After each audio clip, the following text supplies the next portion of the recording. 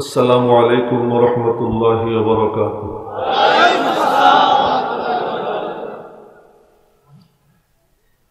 যদি মাদ্রাসার মাহফিল হইতো তাহলে বিনা বলা কই আমার এই অভ্যাস, আমি স্টেজে বসে থাকি, যে বক্তা বয়ান করেন তাকে বলি আপনি খাতির জমাইয়া কালেকশন করেন, কিন্তু এটা মাদ্রাসার মাহফিল এরকম তো আমার নলেজে নাই, আসলেও তা না। এবং ওরা বললো যে চলেন যাই, আমরা আবার যারা বয়ান করি মাথাটা ফ্রেশ রাখা লাগে, মাথার উপরে কোনো প্রেশার পড়লে তখন কথা বলা একটু কষ্ট হয়। মেরে মোহতারাম ভাইও, মনের মধ্যে যা আসে খোলামেলা বইলা ফেলানো ভালো, এটাই হলো সরলতা। আমরা মনের মধ্যে একরকম আর উপরে উপরে হাসবো, এটা করলে তো আমি মুনাফেক হয়ে গেলাম, তাই না? এজন্য এখানে বসে আমার কষ্ট হয়েছে, এটা বাস্তব। তার কারণ গত রাত সারা রাত ঘুমাই নেই, আজকে সারাদিন পথে পথে ছিলাম, জুমার নামাজও পড়তে পারিনি, জোহরের নামাজ 2 রাকাত পড়ছি, বিমান 1.5 ঘন্টা দেরি হয়েছে, 1.25 ঘন্টা দেরি হয়েছে ওই দিনাজপুর থেকে। এরপরে খুব কষ্টে মষ্টে এখানে আসছি, হুন্ডায় কিছু পথ, এরপরে আপনাদের প্রাইভেট কারে ভ্যালেন্টাইন ডেতে দিছে সবগুলোরে আটকে। এই বিপদের মধ্যে পড়া অনেক কষ্টে মষ্টে এখানে আসছে, এত প্রেসার। এরপরে এখানে আসার পরে স্টেজে বসাইয়া প্রচন্ড প্রেসার। আপনাদের ঠিক বলা লাগবে না, আমি তো জানি। তো ভিতরে যেটা সেটা প্রকাশ করে দেওয়াটা, এটাই সাহাবায়ে কেরামের বৈশিষ্ট্য। মজার এক হাদিস মনে পড়ে গেল। একদিন নবীজি মিম্বরে বসা, সাহাবীরা সামনে ভরা, এক মহিলা আসছে, এসে বলে ইয়া রাসূলুল্লাহ, আমি আমারে আপনার কাছে দিয়ে দিলাম, আপনি আমারে বিয়ে করেন। বুখারী শরীফের হাদিস। ইন্নী ওয়াহাবতু নাফসি লাকা, আমি আমার নিজেকে আপনার কাছে সমর্পণ করলাম, আপনি আমারে বিয়ে করেন। নবীজি বললেন, বর্তমানে আমার বিয়ের দরকার নেই। চট করে এক সাহাবী দাঁড়ায় বলে ইয়া রাসূলুল্লাহ, ইন লাম তাকুন লাকা বিহা হাজা, আপনার যদি দরকার না থাকে তাহলে আমার কাছে বিয়ে দিয়ে দেন। কতটুকু সরল ছিলেন সাহাবীরা। আপনার দরকার না থাকলে আমার কাছে বিয়ে দিয়ে দেন। নবীজি বললেন, বিয়ে করবা, মোহর আসেনি, বাট টাকা পয়সা তো নাই। টাকা পয়সা নাই কিন্তু আমার বিয়ে করার দরকার, আমার সঙ্গে বিয়ে দিয়ে দেন। নবীজি বললেন, আরে একটু ঘরে গিয়ে টুকাই দেখো কিছু পাওনি। তো ঘরে গেছে, নাই, একটা লোহার আংটিও নাই, লোহার আংটিও নেই। তাহলে এক কাম করতে পারি, আমার চাদর আছে, লুঙ্গি আছে, চাদরটা ওরে দিয়ে দেন, তবু আমার সঙ্গে বিয়ে দিয়ে দেন। কার সাথে কথা বলতেছে? নবীজির সঙ্গে। সাহাবায়ে কেরাম সব সামনে উপস্থিত। আচ্ছা, নবীজি বলেন, হে বেটা, তুই ওরে চাদর দিয়ে দিলে নামাজ কালাম পড়বি কেমনে, খালি গায়ে ঘুরবি কেমনে? এখন চুপচাপ দাঁড়ায় রয়েছে, মুখ টুক কালা। নবীজি বললেন, কোরআন শরীফ পড়া পারোনি?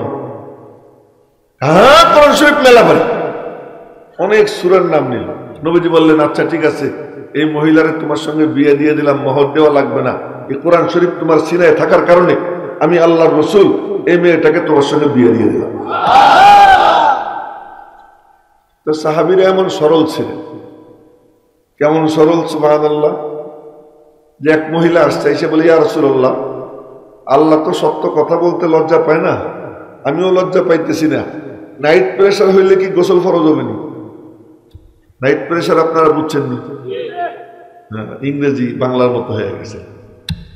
আরবিতে বলে ইহতিলাম, এই বাতাস লাগবে, আরবিতে বলে ইহতিলাম, বাংলায় বলে স্বপ্ন দোষ, ইংরেজিতে বলে নাইট প্রেসার। নাইট প্রেসার হইলে কি গোসল টোসল ফরজ হবে নি? নবীজি বললেন, নাম ইদা রাআতিল মা, কাপড় ভিজে দেখলে গোসল ফরজ হবে। তুমি সালামা বলতেছেন নবীজির বিবি, 35 বছরের বেটি, আর একখানে বিয়ে হয়েছে, সন্তান একটা জন্ম দিছে, এরপরে তার স্বামী মারা গেছে, এরপরে নবীজির সঙ্গে বিয়া। বলে, ইয়া রাসূলুল্লাহ, মেয়েদের পানি আসেনি। কত পবিত্র তাদের অন্তর। এত বছর বয়সে আজও তার এই অনুভূতি হয় নাই যে নারীদের যৌন উত্তেজনায় পানি বের হয়। এত পবিত্র দিলওয়ালা ছিলেন সাহাবায়ে। বললাম যে আমারও ভিতরে একটু রাগ টাগ আসছে, গোপন রাখলে ঠিক হইতো না, প্রকাশ করে দিলাম যে রাগ সত্যি প্রচন্ড রাগ হয়েছে, কিন্তু কি করব, এমন রাগ হইতেই হয়, আবার এই রাগ হজমও করতে হয়। আজকেও চেষ্টা করতেছি হজম করে আপনাদের সঙ্গে স্বাভাবিকভাবে কথা বলতে।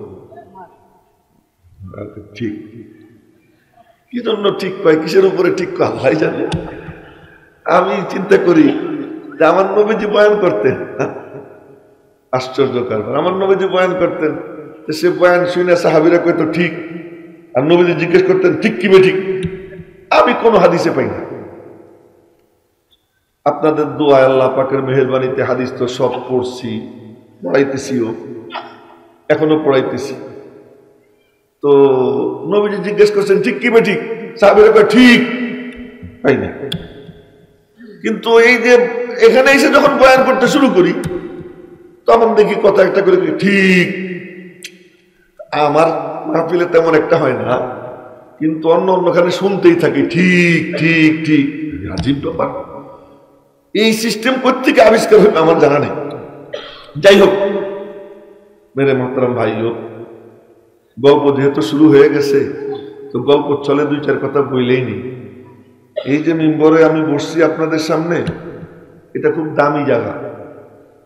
আমার মাঝে মাঝে ভয় লাগে, আল্লাহর কসম খাইতেছি, আমার কাফারা দিতে হবে না, আমার মাঝে মাঝে ভয় লাগে এটা কত দামি। এই মিম্বর ছিল না, মাথা কাটা মরা খেজুর গাছ, এই মরা খেজুর গাছে হেলান দিয়ে নবীজি কথা বলতেন। তো বুখারী শরীফের হাদিস, এক মহিলা আসছে, এই ভলিউম আগেই ঠিক ছিল রে, অপারেটর বাড়াইলা কেন, যা ছিল তাই ভালো ছিল, বাড়াইও না। তো নবীজি মাথা কাটা মরা খেজুর গাছে হেলান দিয়ে কথা বলতেন। এক মহিলা সাহাবী আসছে, এসে কই ইয়া রাসূলুল্লাহ, আমার আপনার জন্য মায়া লাগে। কেন?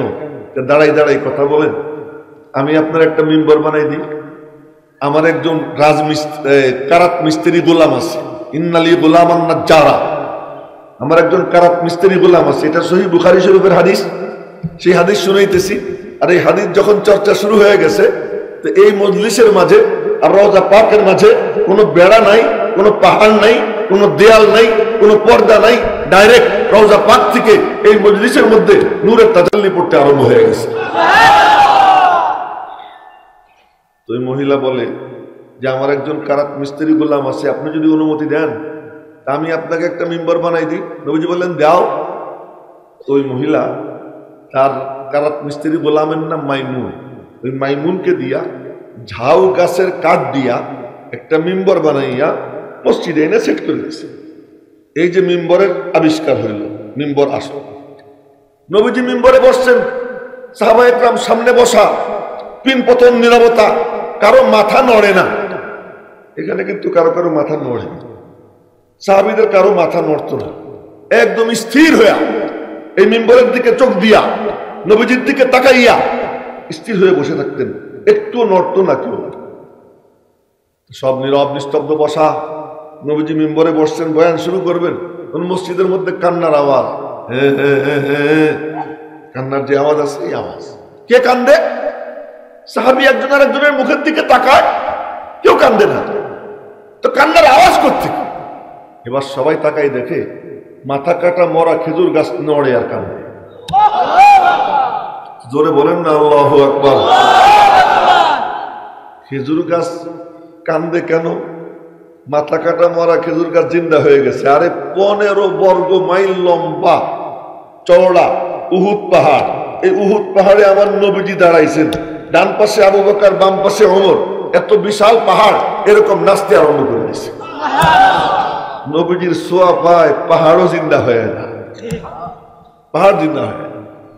নবীজি হাইটে যাইতেছেন, ডান পাশে আবু বকর, বাম পাশে ওমর। আওয়াজ আসতেছে, আসসালামু আলাইকা আইয়ুহান নবিয়্যু ওয়া রাহমাতুল্লাহি ওয়া বারাকাতুহু। সালাম কে দেয়? আবু বকর ডাইনে তাকায়, বায়ে তাকায়, সালাম কে দেয়? ওমর ডাইনে তাকায়, বায়ে তাকায়, সালাম কে দেয়? নবীজি বললেন, সালাম কে দেয় তাই তালাশ করতেছো? জি ইয়া রাসূলুল্লাহ। ওই পাথরের দিকে তাকাও। এবার আবু বকর ওমর পাথরের দিকে তাকাইছে, নবীজি পাথর দেখাইয়া বললেন, হাদা হাজারুন ইয়ারিফুনি ওয়া আনা আরিফুহু, এই পাথরটা আমারে চেনে, আমি ওরে চিনি। ফাইদা লাকিতুহু ইউসাল্লিমু আলাইয়া ওয়া উসাল্লিমু আলাইহি, যখন পাথরের সঙ্গে দেখা হয় ও আমারে সালাম দেয়, আমিও ওরে সালাম দিই।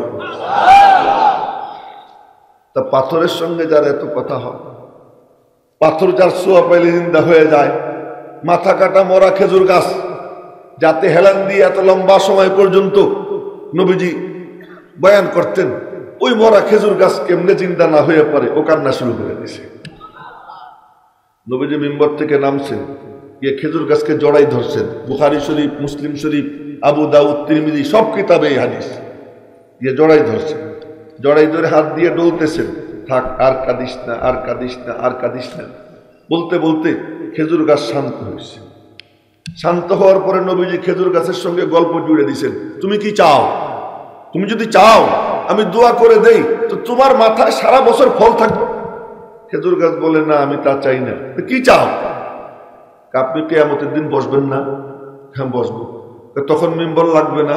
হ্যাঁ লাগবে। তো ওয়াদা করেন কিয়ামতের দিন আমার মিম্বর বানাবে? নবীজি বললেন, হ্যাঁ তোমার কিয়ামতের দিন মিম্বর বানাবে। ওই মরা খেজুর গাছ ছাইড়া নবীজি এসে মিম্বরে বসলেন। এই মিম্বরে বসলেন, কি নিয়ে বসছেন? ও ভাই, আমরাও তো এই মিম্বরের সামনে এসে বসছি, আমিও বসি, আপনারাও বসেন। কখনো মিম্বরের সামনে বসি আমি, কখনো মিম্বরে বসি।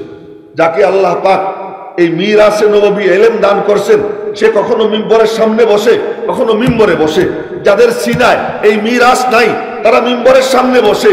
তো এই মিম্বরে কি হয়? এখান থেকে কি নেওয়া হয়?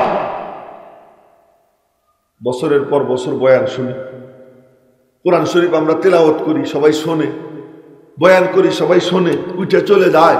যে সুদখোর সুদখোরি থেকে যায়, জালেম জালেমি থেকে যায়, যার ঘরে গান বাজে গান বাজতেই থাকে, যার ঘরে টেলিভিশন চলতেই থাকে। মেরে মোহতারাম ভাইও, কোনো বদলাও আসে না, পরিবর্তন আসে না। কেন? কোরআন তো আজীব, কোরআনওয়ালা আজীব না। কোরআন তো পাওয়ারফুল, কিন্তু যে তেলাওয়াত করে তার পাওয়ার নেই। বয়ান তো পাওয়ারফুল, কিন্তু বয়ান যে করে তার কোনো পাওয়ার নেই।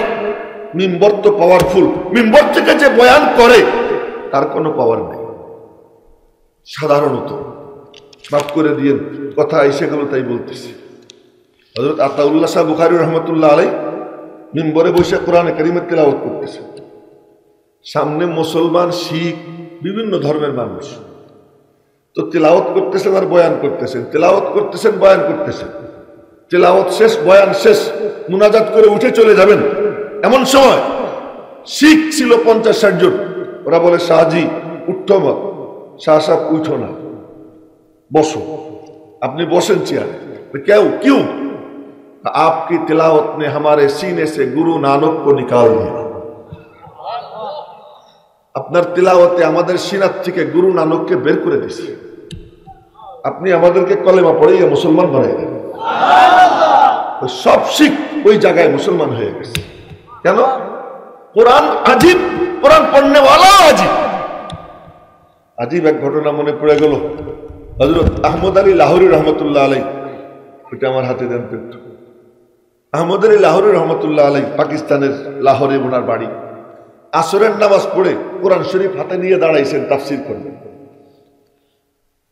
যখন দাঁড়াইছেন তো একদল বেদাতি, তারা বলে কি, मौलवी जी हम तुम्हें तफसीर करने नहीं देंगे, আমরা তোমাকে তাফসীর করতে দিব না, কোরআন শরীফ পড়তে দিব না। তো উনি কোরআন শরীফ হাতে নিয়ে বললেন, तुमसे भी डरता हो उनसे भी डरता हो। লক্ষ্য করে, तुमसे भी डरता हो उनसे भी डरता हो। তোমাদেরকেও ভয় পাই, উনারেও ভয় পাই। তো তোমাদেরকে ভয় পাই, তোমাদের কথা যদি না শুনি তো তোমরা আমার গলা কাটবা, 2-4 মিনিট কষ্ট হবে, শেষ হয়ে যাবে। কিন্তু উনারে যদি না শুনি ওই শাস্তি আর শেষ হবে না। তা আমি তাফসীর করব না। এই যে বাম হাত আগাই দিলাম, তোমরা একজন আমার বাম হাত ধরো, কাইনা মসজিদ থেকে বের করে দাও। তো আমার আল্লাহ দেখুক যে আমি তাফসীর করতে চাইছিলাম, কিন্তু তোমরা আমারে করতে দিলে না। ফেরেশতারাও দেখুক, সাক্ষী থাকুক, যে আমি তো আল্লাহর কালাম পড়তে চাই, কিন্তু আমারে পড়তে দেয় না, শুধু দেখাবো, আমি একটু পাড়াপাড়ি করবো না, ধরো আমার হাত ধরো, মসজিদ থেকে বের করে দাও, এক হাতে কোরআন, সিনার মধ্যে আল্লাহ পাকের কালামের নূর, আর হাত বাড়াই দিচ্ছেন আমার টাইনে ধরে বের করে দাও। তখন একজন আর একজনের কয় কি তুই যা, ও কয় তুই যা, ও কয় তুই যা, কেউ ওঠে না। এক সন্ত্রাসী বলে কি, সন্ত্রাসী টাইপের এক মাস্তান বলে, खबरदार अगर किसी ने उनका हाथ पकड़ा तो उसकी नस्ल बर्बाद हो जाएगी, खबरदार क्यों যদি তার হাত ধরিস তার বংশ শেষ হয়ে যাবে। मुझे ये बात समझ में आ गई कि वो बरहक है, वो अजीब इंसान है। আমার এটা বুঝে এসে গেছে अजीब ব্যক্তি। কোরআনই শুধু अजीब তাই না, কোরআন ওয়ালাও अजीब। আজকে আমাদের কোরআন তো अजीब, তিলাওয়াত বড় চমৎকার হয়, তিলাওয়াতের চোটে গলার রক ফুলে যায়, গলা ফেটে যেতে চায়, চেয়ার থরথর করে কাঁপে, স্টেজও কাঁপে, মানুষ সব চিৎকার দিয়ে ওঠে। তিলাওয়াত বড় अजीब, কিন্তু তিলাওয়াত করনে ওয়ালা अजीब না, এর সংখ্যা খুব কম। তো বলতেছিলাম এই মিম্বর, এই মিম্বরে কি হয়, আমার নবীজি এই মিম্বরে বসে কি করতেন? সুবহানাল্লাহ সুবহানাল্লাহ। এই মিম্বরে আমার নবীজি যখন বসতেন, নবীজির সিনায় আল্লাহ পাকের কালামের নূর, সূর্যের আর কি পাওয়ার, তার থেকে পাওয়ারফুল নূর আমার নবীজির সিনার মধ্যে ঝলঝল করে জ্বলে উঠত। ওই নূর নিয়ে বসতেন। কথা যখন বলতেন সামনের দুই দাঁতের ফাঁক দিয়ে নূর বের হইত। ওই কথা যখন বলতেন সাহাবীরা সিনার মুখ খুইলা ধ্যানের সঙ্গে দিলের কান দিয়া ওই বয়ান শুনতেন। আল্লাহ পাক তাদের সিনায় ওই নূর পৌঁছাইয়া তাদের দিলগুলোকে আলো ঝলমলে বানিয়ে দিত। 23 বছর পর্যন্ত এই কামই আমার নবীজি করছেন। যাবার সময় এই মিম্বর আমাদেরকে দিয়ে গেছেন যে আমার উম্মতের আলেমদেরকে দিয়ে গেলাম, তোরা বসিস, নাহলে আমি ইয়াহিয়া মাহমুদ বসতে পারতাম না। এই উম্মতের আলেমদেরকে দিয়ে গেছে যে তোদেরকে দিয়ে গেলাম, তোরা বসিস। আমরা বসি, বসে আমি আমার মত মতো কথা বলি, আমার আদর্শের কথা বলি, আমার রাজনীতির কথা বলি, কিন্তু আমার নবীজির এই মিম্বর মানুষের সিনা হেদায়েতের নূর দিয়ে আলো ঝলমলো বানানোর জন্য নবীজি রেখে গেছে। আর ওই সিনা যার আলো ঝলমলো হয়ে যায়, আল্লাহ পাক রব্বুল আলামিন নিজে হাতে তার হাত ধইরা অন্ধকার গলির থেকে টাইনা বের করে আল্লাহ পাক তাকে জান্নাতের পথের পথিক বানাইয়া দেয়। সেই জিনিস নেওয়ার জন্যই তো মিম্বরের সামনে আগমন। সুতরাং মেরে মোহতারাম ভাইও, ওয়াজ মাহফিলের মাকসাদ, দ্বীনি জলসার মাকসাদ এইটাই যে আমি এখান থেকে হেদায়েতের নূর নিয়ে যাব। তো আমি আপনাদের সামনে বসছি, এতক্ষণ তো গল্প করলাম, একটু মসনুন খুতবা আধা মিনিট পড়ব, একটা আয়াত তিলাওয়াত করব ইনশাআল্লাহ, তার উপর ভিত্তি করে সামান্য কয়েকটা কথা বলবো। তার আগে আরো একটা কথা বলে নেই, আমি ইয়াহিয়া মাহমুদ এখানে বসছি, বসিনি, আমারে কেউ বসাইছে। এই কথাটা মনে রাখবো। যদি আমি এই সনদ বয়ান করতে না পারি যে আমাকে কেউ বসাইছে, এই সনদ যদি আমি নবীজি পর্যন্ত পৌঁছাইতে না পারি, এমন কোন লোক যদি এই চেয়ারে বসে, এই মিম্বরে বসে, সুন্দর তিলাওয়াত হবে, সুন্দর বয়ান হবে, আল্লাহর কসম তার দ্বারা হেদায়েত হবে না। কেন? হেদায়েত হয় নূর দিয়া, হেদায়েত হয় নূর দিয়া। কথা খুব মনোযোগ দিয়ে শুনুন। আমি এখানে বসছি, আমার কে বসে? আমার উস্তাদ আল্লামা কাজী মুতাসিম বিল্লাহ রহমতুল্লাহ, আমার উস্তাদ আল্লামা নাসির আহমদ খান সাহেব রহমতুল্লাহ আলাইহি, আমার উস্তাদ আল্লামা আব্দুল হক আজমি রহমতুল্লাহ আলাইহি। ওনাদের সামনে বসে হাদিস পড়ছি, কুরআনে কারীমের ব্যাখ্যা বিশ্লেষণ করছি। ওনারা আমারে পড়াইছে, ওনাদেরকে জিজ্ঞেস করছি এই মিরাস আপনি কোত্থেকে পাইছেন? ওনারা বলছেন এই মিরাস পাইছি আমি তার কাছ থেকে, শাইখুল আরবি ওয়াল আজম কুতবুল আলম সৈয়দ হুসাইন আহমদ মাদানী কদ্দাসাল্লাহু সিররাহুল আজিজের কাছ থেকে, যিনি 16 বছর বয়সে সব পড়া শেষ করছেন, 19 বছর বয়সে হজ করছেন, মক্কা শরীফ থেকে মদিনা শরীফ রওনা হয়েছেন উটের পিঠে চড়া, রাবেক নামক জায়গায় গিয়া ঘুম এসে গেছে, ঘুমের মধ্যে স্বপ্নে নবীজিকে দেখছেন, 2 পা জড়াইয়ে ধরছেন। নবীজি মাথা ধইরা উঠে বলছেন, বেটা তুই কি চাস? উনি বলছেন, আমি যে এলেম শিখছি তা যেন ভুলে না যাই, আর যে এলেম দরকার ওই এলেম যেন আমার আল্লাহ আমারে দিয়ে দেয়। এই শাইখুল ইসলাম হুসাইন আহমদ মাদানী বলেন, এই মিরাস আমি পাইছি শাইখুল হিন্দ মাহমুদ হাসান দেওবন্দির কাছ থেকে। এক একজনের উপরে 2-1 মিনিট বলতে গেলে অনেক লম্বা, 2-1 জনের কথা পরে বলবো। শাইখুল হিন্দ মাহমুদ হাসান দেওবন্দি বলেন, এই ইলম, এই মিরাস আমি পাইছি, এই নূর আমি পাইছি হুজ্জাতুল ইসলাম কাসেমুল উলুম ওয়াল খায়রাত কাসেম নানুতুবির কাছ থেকে, যিনি 7 বছর বয়সে স্বপ্নে দেখেন খানায় কাবার ছাদে দাঁড়িয়ে রয়েছে। হযরত কাসেম নানুতুবি রহমাতুল্লাহ স্বপ্নে দেখেন খানায় কাবার ছাদে দাঁড়িয়ে রয়েছে, স্বচ্ছ পানির ঝর্ণা চালু হয়েছে, ওনার পায়ের আঙ্গুলে বাড়ি খায় আর চতুর্দিকে ছড়াইয়া যায়। উস্তাদের কাছে এই স্বপ্নের কথা বললেন, উস্তাদ বললেন, আল্লাহ পাক তোমার দ্বারা দ্বীনের এমন খেদমত নিবে যার আলো সারা দুনিয়ায় ছড়িয়ে পড়বে। উনি এরপরে দারুল উলুম দেওবন্দ মাদ্রাসা কায়েম করেন। হযরত শাইখুল হিন্দ বলেন, আমি এই নূর পাইছি হযরত ফকিহুন নফস কুতবুল ইরশাদ রশিদ আহমদ গঙ্গুহির কাছ থেকে। রশিদ আহমদ গঙ্গুহিকে স্বপ্নে দেখেন মিম্বরে দাঁড়াই রয়েছেন, নবীজি পাশে দাঁড়াই রয়েছেন, শত শত মানুষ মাসআলা জিজ্ঞেস করতে আসছে। নবীজি বলতেছেন আমার কাছে না, রশিদ আহমদকে জিজ্ঞাসা করো। তো লোকজন রশিদ আহমদ গঙ্গুহিকে মাসআলা জিজ্ঞেস করতেছে, নবীজি শুনতেছেন আর উনি ফতোয়া দিচ্ছেন। একে একে 100 মাসআলায় ফতোয়া দিচ্ছেন। 100 মাসআলায় ফতোয়া দেওয়ার পর নবীজি বললেন, রশিদ আহমদ তোমাকে মুফতির সার্টিফিকেট আমি দিয়ে দিলাম। এই রশিদ আহমদ গঙ্গুহি রহমতুল্লাহি আলাই, কাসেম নানুতুবি রহমতুল্লাহ আলাই, তারা বলেন আমরা এই নূর পাইছি শাহ আব্দুল গনি মুজাদ্দিদের কাছ থেকে।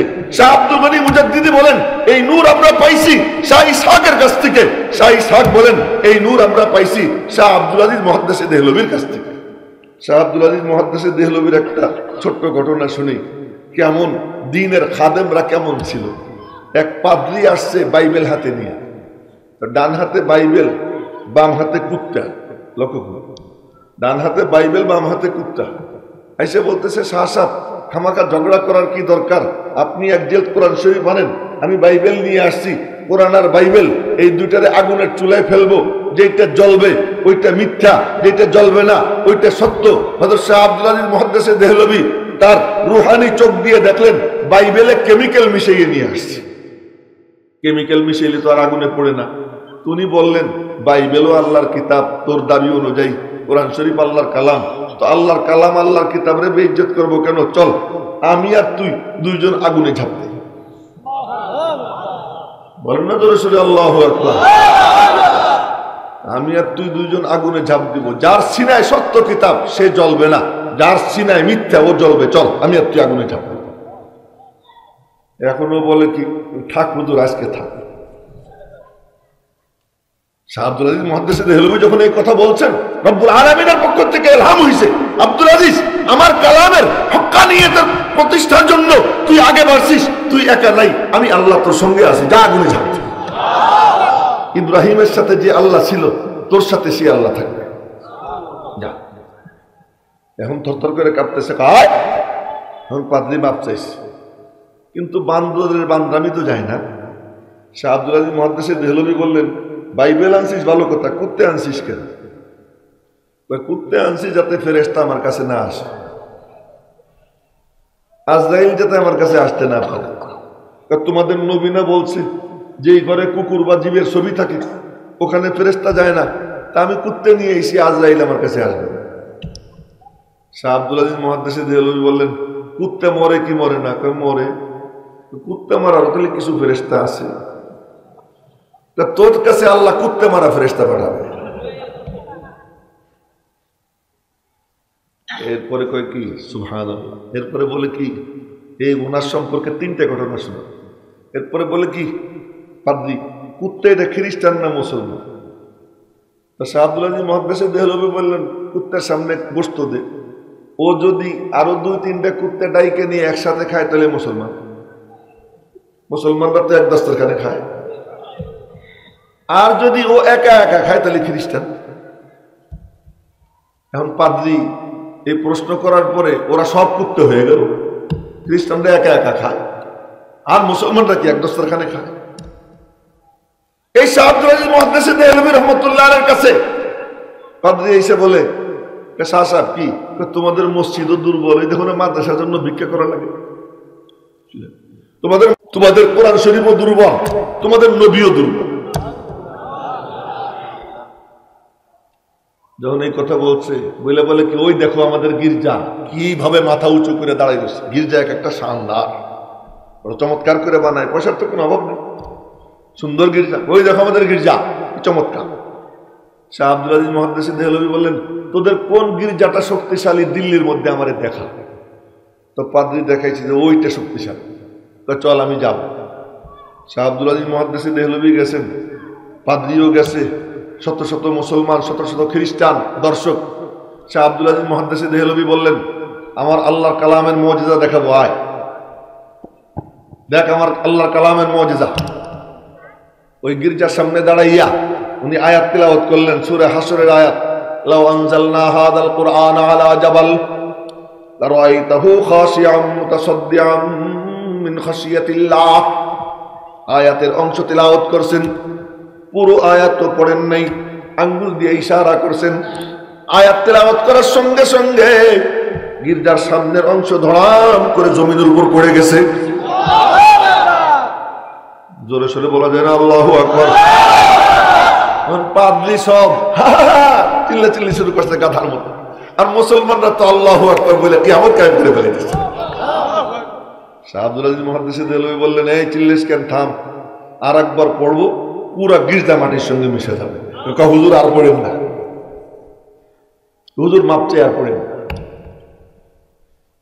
এই শাহ আব্দুল আজিজ মুহাদ্দিস দেহলভী এই আমরা যে চেয়ারে বসি নাম নিতে নিতে ওনার নামও নেই।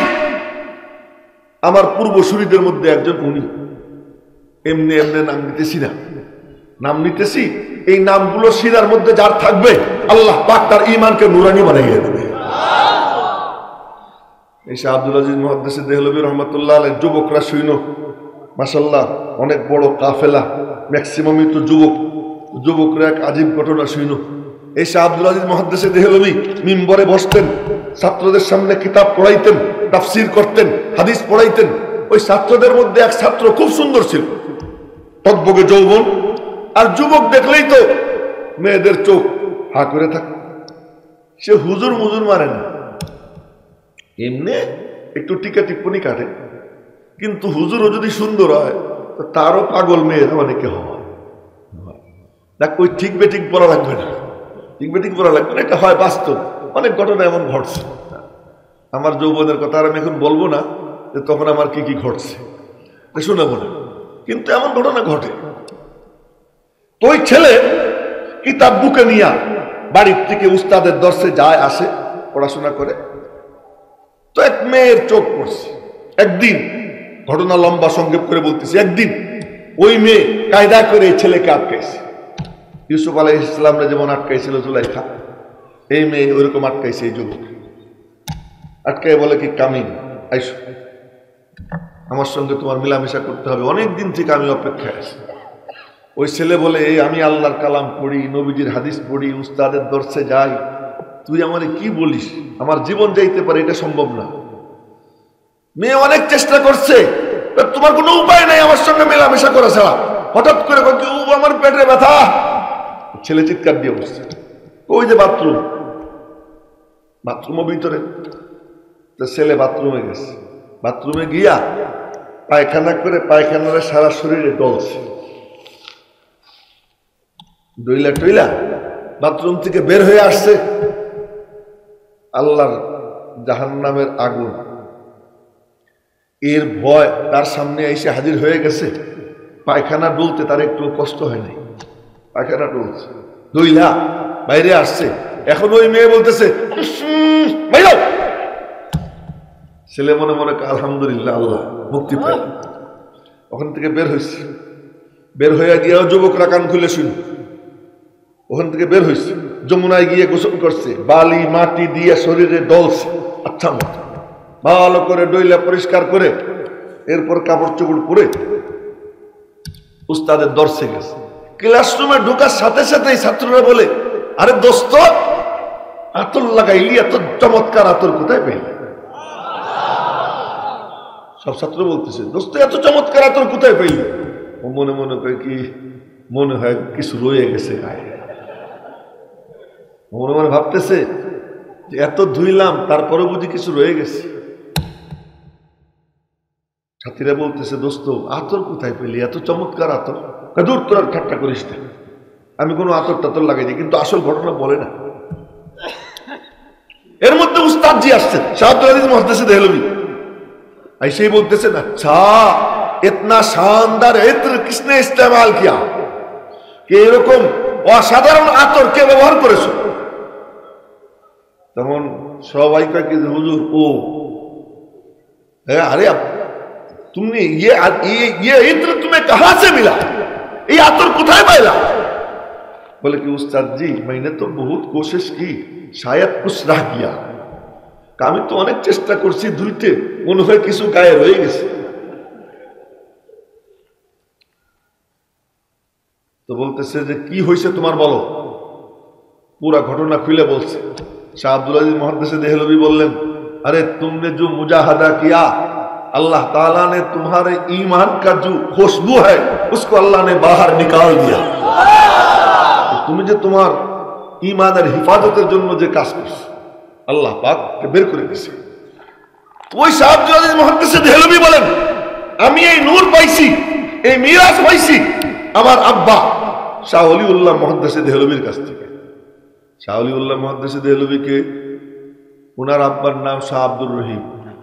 শাহ আব্দুর রহিম রহমতুল্লাহ আলাইহি এই শুনেন, এক রাত্রে স্বপ্নে দেখছেন নবীজিকে। স্বপ্নে দেখে গল্প স্বল্প করে রওনা দিয়েছেন। নবীজি ওনার একটা রুটি হাদিয়ে দিয়েছেন, রুটি নিয়ে রওনা দিয়েছেন। আবু বকরের সঙ্গে দেখা। আবু বকর বলতেছে, বাবা কি পাইলা? রুটি পাইছি, আমার একটু দাও। ছিঁড়ে দিছে। একটু সামনে বাড়ছেন, এটা হাদিসের মধ্যে আছে, সেখান থেকে শুনে দিচ্ছে। একটু সামনে বাড়ছেন, হযরত ওমরের সঙ্গে দেখা। হযরত ওমর বললেন, দাদু কি পাইছো? হযরত ওমরের বংশ তো, একই বংশ। কি পাইছো? রুটি পাইছি, আমার একটু দাও। হযরত ওমর একটু দিছে। একটু সামনে গেছেন, হযরত উসমানের সঙ্গে দেখা। হযরত উসমান বলতেছেন, কি পাইলা? রুটি পাইছি, আমার একটু দাও। কি পাইছেন আপনারা? সবাই খালি, আমি গরিব মানুষ, একটা রুটি পাইছি, 2 হুজুরে দিছি, আপনারা দিলে আমার কি থাকবে, দেব না। ঘুম ভেঙে গেছে, দেখে হাতের মধ্যে রুটি উপস্থিত। এই শাহ আব্দুর রহিম রহমতুল্লাহ আলাইহি শুক্রবারে জুমার নামাজ পড়তে রওনা হয়েছেন। চিপা রাস্তা, পাশে পচা পানির ড্রেন। এখান থেকে এই সুজা মসজিদ ওইখানে, এখান থেকে রওনা দিয়েছেন। ওই দিক থেকে কুকুর একটা আসতেছে। কুকুর আর উনি মুখোমুখি দাঁড়িয়ে গেছে। কুকুরও দেখে যে যা হয় যাই, যে কোনো একজনের ড্রেনে নামতে হবে। কে নামবে? কুকুরও ওনার দিকে চাইয়ে রয়েছে, উনিও কুকুরের দিকে চাইয়ে রয়েছে। তো আল্লাহু আকবার বলা যায় না? বলেন না জোরে সোরে আল্লাহু আকবার। কুকুর চাইয়ে রয়েছে। আমি হইলে তো গুঁতে দিয়া কাপড় চোপড় নষ্ট করে দিত, কিন্তু ওনার দিকে চাইয়ে দেখে কুকুর তো নিষ্পাপ, কুকুরের কোনো গুনাহ নেই। ও ওনার কপালের দিকে চাইয়ে দেখে যে ওনার কপালে বেলায়েতের নূর ঝলমল করতেছে। হা করে ও নূরের দিকে চাইয়ে রয়েছে, উনিও কুকুরের দিকে চাইয়ে রয়েছেন। একটু পরে উনি বললেন, কুকুর আজকে শুক্রবার, জুমার নামাজ, আমার তো কাপড় চোপড় দিলে এর নামে নষ্ট হয়ে যাবে, তোমার তো আর নামাজ নাই, তুমি নেমে যাও, আমারে যাবার না। বলার সাথে সাথে কুকুর নেমে গেছে। हर के तरसद अज खुदा तकवा गुजीद, तरसद अज वाए जिन्नो इंसा हर के दीद। যে আল্লাহকে ভয় পায়, তাকওয়া অবলম্বন করে, আল্লাহ পাক কুল মখলুককে তার গোলাম বানাইয়া দেয়। কুকুরের নামতে কইছেন, কুকুর নেমে গেছে। কুকুর নামার পরেই কুকুরের জুবান খুলে গেছে। কুকুর বলে, হুজুর আপনি মানুষ আর আমি কুত্তা, ছোট মনে করে নামাইছেন তাই না? তা আপনি নামলে কাপড়ে ময়লা লাগতো, পানি দিয়ে ধুইলে পরিষ্কার হয়ে যেত, কিন্তু নিজেকে মানুষ হিসেবে বড় মনে কইরা আমি কুকুর ছোট মনে করে নিচে নামাইলেন, অন্তরে যে অহংকারের ময়লা লাগাইলেন, এটা কি দিয়ে ধুবেন? না, আগামীকাল নাস্তা খাই আল্লাহু আকবার কইেন আপনারা, আরো ধরে আল্লাহু আকবার। এই শাহ আব্দুর রহিম রহমতুল্লাহ আলাইহি শাহ ওলিউল্লাহকে তাই বলতেছি, এক রাত্রে বিবির সাথে মিলামিশা করছে। মিলামিশা কইরা এরপরে রাত্রে গোসল করে তাহাজ্জুদের নামাজ পড়ছে। তাহাজ্জুদের নামাজ পড়ে মুনাজাতের জন্য হাত উঠেছে। এখন দেখি হাতের মধ্যে ছোট ছোট 2 হাত। আচ্ছা, আমার হাতের মধ্যে যদি অন্য 2 হাত দেখি কেমন লাগবে বলেন তো? রাতে, গভীর রাতে দেখে হাতের মধ্যে ছোট ছোট 2 হাত, এরকম ডইলে ডইলে আবার চোখের সামনে আনে, আবারও দেখে 2 হাত। বিবিরে ডাক দিছে, শুনছনি এই যে হাতের মধ্যে 2 হাত দেখতেছি? বউ কয় কি আমিও তো দেখতেছি। সকালে ফজরের পরে এক আল্লাহর ওলিকে জিজ্ঞেস করলেন, এইটা কি ঘটনা? আজ রাতের মিলনে তোমাদের ঔরসে আল্লাহ পাক এমন এক সন্তান দান করবেন, ওই সন্তানের ওসিলায় দ্বীনের এমন খেদমত হবে যার আলো সারা দুনিয়ায় ছড়িয়ে পড়বে। এরপরে যে সন্তান জন্ম নেয় ওই সন্তানের নাম শাহ ওলিউল্লাহ মুহাদ্দিস দেহলভী রহমতুল্লাহ আলাইহি। উনি খানায় কাবার বৃষ্টির পানি পড়ার একটা পর্নালা আছে, যারা দেখছেন আল্লাহ তাদেরকে দেখাইছেন, যারা দেখেন নাই আল্লাহ পাক তাদেরকে যাবার এবং দেখবার তৌফিক দান করেন। আরো জোরে বলেন আমিন। কার কার দেখতে মনে চায়? আল্লাহ তুমি হাতগুলো কবুল করে নাও, সকলকে দেখবার তৌফিক দাও। এবার ওই পর্নালা দিয়ে যেখানে পানি পড়ে ওই জায়গায় বসছে, মুরাকাবা করতেছে। মুরাকাবা, চোখ বন্ধ করে মুরাকাবা করতেছেন। দেখেন কি হযরত হুসাইন রাদিয়াল্লাহু তাআলা আনহু আসছেন, হাতে একটা কলম, ওই কলম দিয়ে বলতেছেন, এটা আমার নানা নবীজির কলম, আপনাকে দান করা হবে। এই লোক শাহ ওলিউল্লাহ মুহাদ্দিস দেহলভী রহমতুল্লাহ আলাইহি যাইতে যাইতে যায় ইমাম বুখারী পর্যন্ত। ইমাম বুখারী বলে, এই নূর আমি পাইছি হুমায়দির কাছ থেকে। হুমায়দি বলেন, এই নূর আমি পাইছি সুফিয়ানের কাছ থেকে। সুফিয়ান বলেন, এই নূর আমি পাইছি ইয়াহইয়া ইবনে সাঈদ আল আনসারীর কাছ থেকে। ইয়াহইয়া ইবনে সাঈদ আল আনসারী বলেন, এই নূর আমি পাইছি ইব্রাহিম তাইমির থেকে। ইব্রাহিম তাইমি বলেন, আমি এই নূর পাইছি আলকামা ইবনে ওয়াক্কাস আল-লাইসি থেকে। আলকামা বলেন, এই নূর আমি পাইছি ওমর ইবনুল খাত্তাব থেকে। ওমর ইবনুল খাত্তাব বলেন, এই নূর আমি পাইছি মুহাম্মদুর রাসূলুল্লাহ সাল্লাল্লাহু আলাইহি ওয়াসাল্লাম। আর নবীজি বলেন, এই নূর আমি পাইছি আমার আল্লাহর কাছ থেকে। ওই নূর এখানে বৈশা কেউ যদি অবিচ্ছিন্ন ধারা তার সনদ নবীজি পর্যন্ত পৌঁছতে না পারে, তো এই মিম্বরে বসলে বয়ান তো চমৎকার করবে, সুরও চমৎকার হবে, তেলাওয়াত আজীব হবে, কিন্তু সে ব্যক্তি আজীব হবে না যদি তার কানেকশন রওজা পাকের সঙ্গে না হয়। আর রওজা পাকের সঙ্গে যার কানেকশন হয়, কথা ভাঙ্গা সূরা, কিন্তু আল্লাহ পাক তার কথার মধ্যে হেদায়েতের নূর রেখে দিয়েছে। তাই তো একবার বয়ান করতেছিলেন কারি ইব্রাহিম সাহেব রহমতুল্লাহ আলাইহি, আই করতেন নোয়াখালী ভাষা। তো বয়ান করতেছেন চট্টগ্রামে, তো লোকজন বলে কি, একজন গিয়ে কানে কানে কয়, হুজুর মানুষ তো আপনার কথা বুঝতেছে না, উঠাপড়া করে, বয়ান সংক্ষেপ করে দেন। উনি বললেন, তুই কি একস হেতের আর কথা বোঝানো, আই তো দেখতেছি হেদায়েতের নূর হান্দাইতেছে। ভাষায় বলছে, আমি তো দেখতেছি মানুষের সিনায় সিনায় হেদায়েতের নূর প্রবেশ করতেছে। ওই মজলিসে বয়ান শেষ করে উঠছেন, ওই মজলিসেই 200 থেকে 250 মানুষ কান্দে গড়াগড়ি খায় আর আল্লাহ পাকের জিকির করে। মেরে মোহতারাম ভাইও, তো এই মিম্বর হলো সেই মিম্বর। এই মিম্বরের সামনে ওই রকম নিয়ত নিয়ে বসতে হয় যে আল্লাহ পাক যেন এই মিম্বর থেকে আমার সিনায় হেদায়েতের নূর পৌঁছে দেয়। আল্লাহ যেন সেই নূর নিয়ে আমাদেরকে যাবার তৌফিক দেয়। এখন আপনাদের অনুমতি নিয়ে 5 মিনিট আমি একটু খুতবা পড়ে একটা আয়াত পড়ে তরজমা করব ইনশাআল্লাহ। আচ্ছা, আলহামদুলিল্লাহি কাফা ওয়া সালামুন আলা ইবাদিহিল্লাযীনা ইসতাফা, আম্মা বা'দ, ফাআউযু বিল্লাহি মিনাশ শাইতানির রাজীম। বিসমিল্লাহির রহমানির রহিম। قد أفلح من زكاها وقد خاب من دساها صدق الله مولانا العظيم وصدق رسوله النبي الأمي الكريم ونحن على ذلك لمن الشاهدين والشاكرين والحمد لله رب العالمين। জিরাবো গার্মেন্টস শ্রমিক কাফেলার উদ্যোগে কোরআন তেলাওয়াত প্রতিযোগিতা ও ৩য় বার্ষিক ওয়াজ মাহফিলের মাননীয় সভাপতি, মঞ্চে উপবিষ্ট প্যান্ডেলের নিচে অবস্থানরত উম্মতের বিবেক অভিভাবক হযরতে উলামায়ে একরাম, সম্মানিত দ্বীনী ভাইয়েরা, আমার ছাত্র যুবক বাবারা, ছোট্ট ছোট্ট সোনামণিরা, পর্দার অন্তরালের মা ও বোনেরা, আমার আল্লাহ কোরআনে কারিমে সিঙ্গেল কসম খাইছেন, ডাবল কসম খাইছেন, ট্রিপল কসম খাইছেন, 4টা কসম খাইছেন, 5টা কসম খাইছেন, একখানে কসম খাইছেন, সবচেয়ে বেশি 7টা কসম খাইছেন। সিঙ্গেল কসম ওয়াল আসর, সিঙ্গেল কসম, এক কসম। ডবল কসম ওয়াদ-দুহা ওয়াল লাইলি ইযা সাজা, ডবল কসম। 3 কসম আল্লাহ পাক খাইছেন, 5 কসম খাইছেন, একখানে বেশি কসম খাইছেন। সেই জায়গার আয়াত আমি তিলাওয়াত করছি, সবগুলো বলতে গেলে লম্বা হয়ে যাবে। সেই 7 কসম কোথায়? ওয়াশ-শামসি ওয়া-দুহাহা ওয়াল কমারি ইযা তালাহা ওয়ান নাহারি ইযা জাল্লাহা ওয়াল লাইলি ইযা ইয়াগশাহা ওয়াস সামাই ওয়া মা বানাহা ওয়াল আরদি ওয়া মা তাহাহা ওয়া নাফসি ওয়া মা সাওয়াহা। 7টা কসম খায়া আল্লাহ পাক রব্বুল আলামিন বলতেছেন ক্বাদ আফলাহা মান যাক্কাহা, কামিয়াব ওই ব্যক্তি, সমস্ত সফলতা পদচুম্বন করে ওই ব্যক্তি যে তার অন্তরটাকে পবিত্র বানিয়ে ফেলে। যার অন্তর পবিত্র, সে ব্যক্তি দুনিয়া ও আখিরাতের সব সফলতা তার পদচুম্বন। এই অন্তর পবিত্র হয় কি দিয়ে?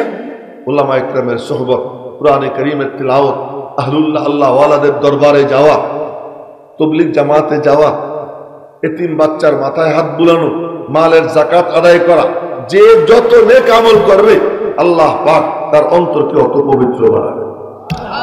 আল্লাহ পাক রব্বুল আলামিন আমাদের সকলকে যেন আমাদের অন্তরকে পবিত্র বানানোর জন্য যে মুজাহাদা করা দরকার, ওই মুজাহাদা করবার তৌফিক দান করেন। এলোমেলো বিক্ষিপ্ত কিছু কথা বললাম, আল্লাহ পাক রব্বুল আলামিন ভুল ত্রুটি মাফ করেন, সহি শুদ্ধটুকু কবুল করেন। আমাদের সকলকে আল্লাহ পাক তার মর্জি মোতাবেক জীবন যাপন করবার, ঈমানের সাথে মরবার তৌফিক দান করেন। হ্যাঁ হ্যাঁ, কাদেরকে দিব? হ্যাঁ,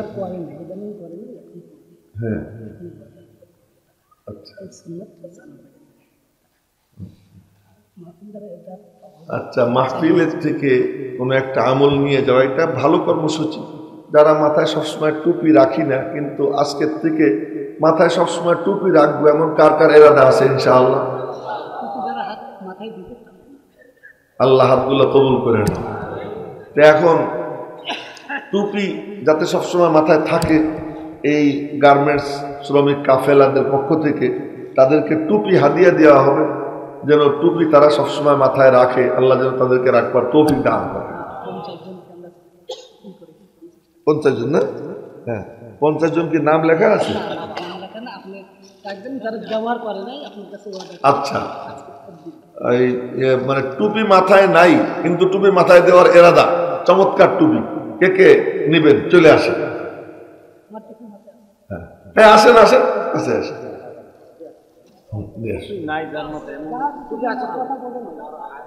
যার মাথায় টুপি নাই, হ্যাঁ হ্যাঁ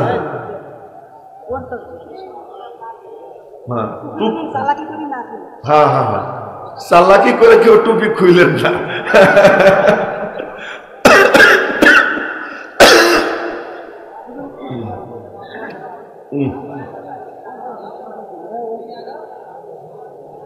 এই যে না, দিতে থাকো, দিতে থাকো। হ্যাঁ,